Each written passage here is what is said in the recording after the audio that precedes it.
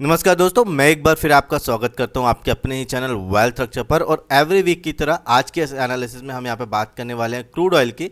जानेंगे कि crude oil का हम यहां पे नेक्स्ट वीक में किस तरीके से अपनी प्लानिंग करके चल सकते हैं। और इसके साथ ही साथ बात करने वाले हैं 8 अप्रैल के दिन हम यहां पे इंट्राडे सेटअप कैसे प्लान करके चल सकते हैं क्रूड ऑयल में।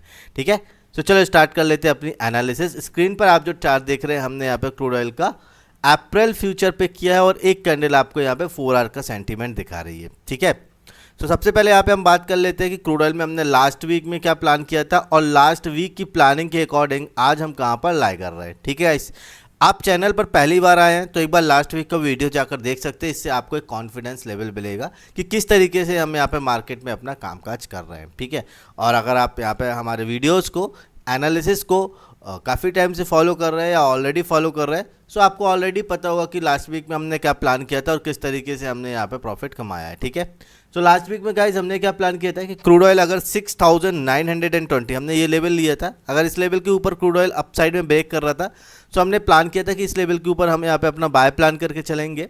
पहला टारगेट होगा यहाँ पे हमने जो डिसाइड किया था वो था 77,000 और जो दूसरा टारगेट हमने यहाँ पे प्लान किया था इट इज़ 7090। ठीक है, और अगर आप देखेंगे तो क्रूड ऑयल ने जो हाई बनाया है वो हाई बनाया है 7296। ठीक है, तो यहाँ पर आप देख रहे होंगे कि हमको ये दोनों टारगेट बहुत आसानी से हमने अचीव किए हैं और आई होप आप सभी लोगों ने इस प्रॉफिट को एंजॉय किया होगा। ठीक है, सो गाइस अभी बात कर लेते हैं कि नेक्स्ट वीक में हमारी क्या प्लानिंग होनी चाहिए। इसके लिए सबसे पहले बात करते हैं कि क्रूड ऑयल का अभी मूड माहौल किस तरीके से चल रहा है, क्रूड ऑयल का बिहेवियर कैसा है। ठीक है, अगर आप क्रूड ऑयल का बिहेवियर समझने की कोशिश करेंगे तो आपको यहाँ पे क्या समझ में आ रहा होगा।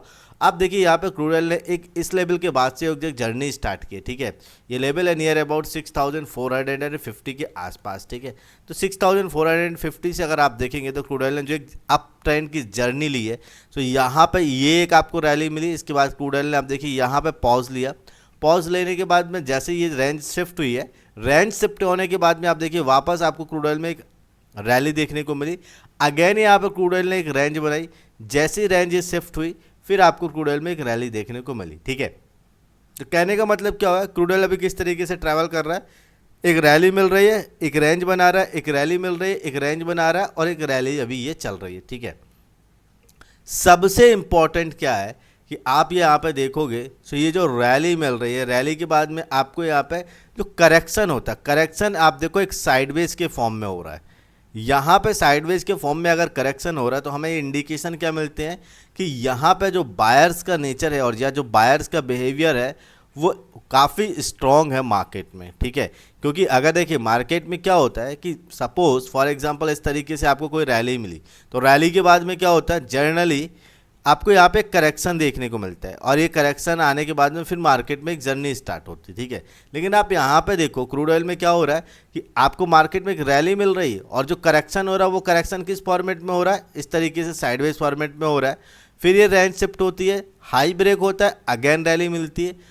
इसके बाद देखो मार्केट में फिर एक साइडवेज आपको यहाँ पे करेक्शन देखने को मिलता है। ठीक है, इस तरीके से, और फिर यहाँ पे आपको एक रैली आ सकती है। ठीक है, ये रेंज तो शिफ्ट कर दी। अगर आप यहाँ पे देखोगे ये रेंज ऑलरेडी शिफ्ट हो चुकी है।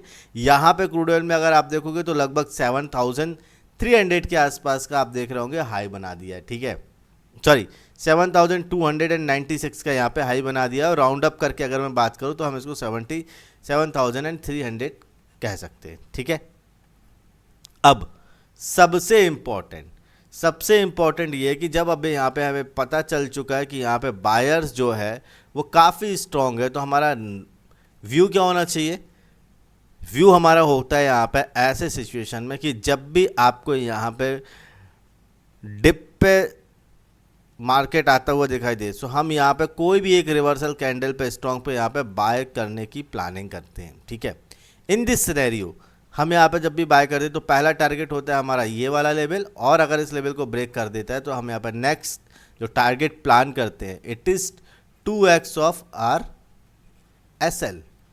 ठीक है, सो इस तरीके से हम लोग जनरली जो है वो प्लानिंग करके चलते हैं ताकि एक व्यू समझ में आए। ठीक है, अब यहाँ पे देखो आप देख रहे होगे यहाँ पे ये ऑलरेडी एक रैली, मतलब क्या हुआ कि ये अगर आप देखोगे डिप पे बाय करना था तो ये डिप आया, इस डिप पे अगर आप देखोगे तो मैं थोड़ा सा इसको इरेज कर दे रहा हूँ। ठीक है, यहाँ पे आप देखोगे ये डिप आया, डिप पे अगर किसी ने बाय किया होगा सो आपको पहला टारगेट मिल रहा था इस जगह पे जो मिला, उसके बाद सेकंड टारगेट आपको इस जगह पे मिलना था जो मिल चुका है। अब यहाँ पे क्या हो सकता है, यहाँ पे आप देखिए थोड़ा सा रिस्की है। रिस्की क्यों है, क्योंकि ऑलरेडी हमें इस डिप पे बाय करना था।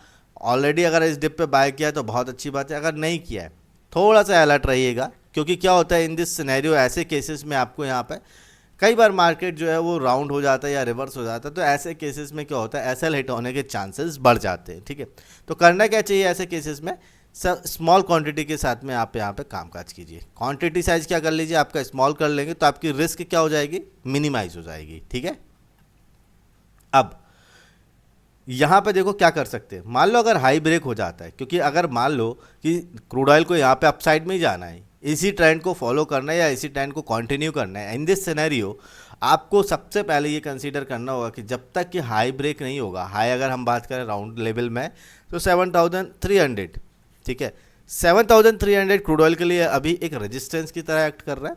ये लेवल अगर अपसाइड में आप ब्रेक हो जाता है तो आपको, हम यहाँ पे सिंपल मेरा जो व्यू रहेगा वो बाइंग साइड में रहेगा, जैसे कि ऑलरेडी अभी हमने देखा कि यहाँ पे बायर्स में काफ़ी स्ट्रेंथ देखने को मिल रही है। तो ऐसे केसेस में हम यहाँ पे क्या करते हैं कि बाय का प्लान करके चलते हैं।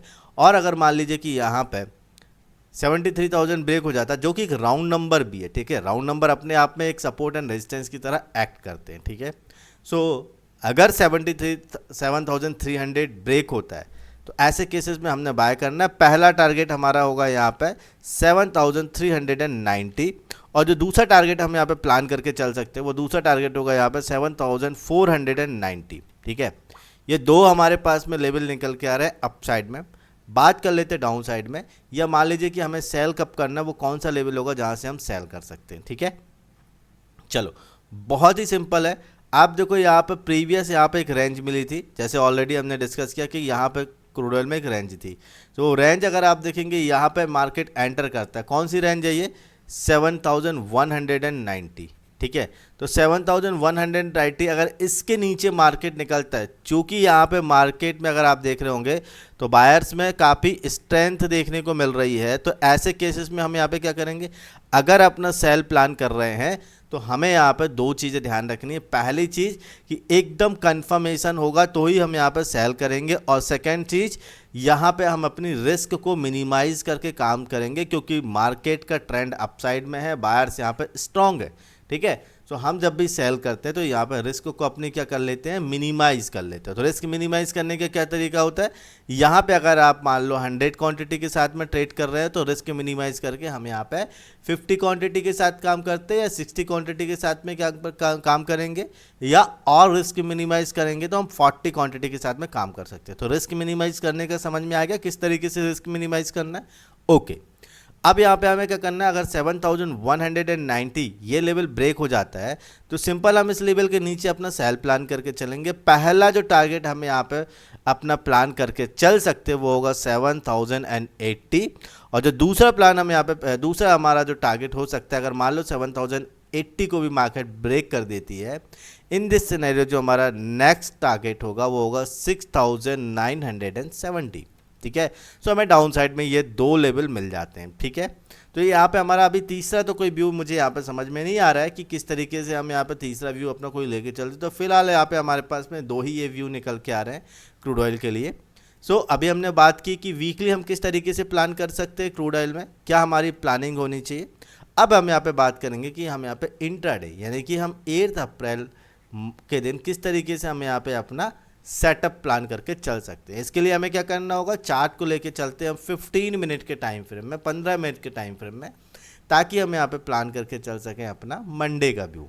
ठीक है, अब यहाँ पे आपको बहुत ही क्लियर समझ में आ रहा है कि आप देखोगे यहाँ पे तो सेकेंड आवर में मार्केट ने एक रेंज बनाई, और वो रेंज कौन सी है, ये वाली रेंज है। आप देखो ये एक रेंज बनी हुई है, इस रेंज के अंदर ही मार्केट ने जो है वो कामकाज किया हुआ है पूरा।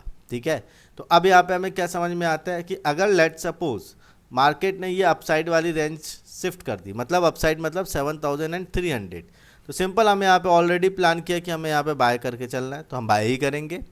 अब यहाँ पे इंट्राडे की बात है, तो इंट्राडे में हम किस तरीके से कामकाज कर सकते हैं, यहाँ पे जो हम यहाँ पे बाय के बाद में पहला टारगेट लेके चल सकते हैं, इट इज़ नियर अबाउट 7,340, और जो दूसरा टारगेट हम यहाँ पे प्लान कर सकते हैं 7,380। सो ये दो टारगेट हमारे पास निकल के आ गए अप साइड में। ठीक है, डाउन साइड में आप देखो यहाँ पे ये एक रेंज बनी हुई है ऑलरेडी। ठीक है, एक बार देख लेते हैं कि ये रेंज कौन सी है। अगर हम रेंज की बात करें कि ये रेंज क्या है, वो कौन सा लेवल यहाँ पे निकल के आ रहा है, तो लेवल आप यहाँ पे देखो, इट इज़ नियर अबाउट 7265 और 60। ठीक है, तो करना क्या होगा, मान लो मार्केट अगर इस लेवल के नीचे निकलता है 7260 में यहाँ पे कंसीडर करके चलते हैं, तो यहाँ पे जो हमें टारगेट देखने को मिल सकता है वो टारगेट कौन से हो सकते हैं, 7210 पहला टारगेट होगा 7210। किस लेवल के नीचे, 7260। अगर इसके नीचे मार्केट निकलता है तो सिंपल हम मंडे के दिन यहाँ पे सेल करेंगे। पहला टारगेट होगा हमारा 7210, और जो दूसरा टारगेट यहाँ पे हमें देखने को मिल सकता है इट इज़ 7190। ठीक है, ये होगा हमारा दूसरा टारगेट और ये होगा पहला टारगेट। ठीक है guys, so guys I hope ये आपको एनालिसिस बहुत अच्छे से समझ में आ रही होगी। मैंने बहुत ही सिंपल शब्दों में यहाँ पे एक्सप्लेन करने की कोशिश की है। सो गाइस मिलते हैं नेक्स्ट वीडियो में, तब तक के लिए बाय बाय, अपना ध्यान रखो, have a profitable trading journey.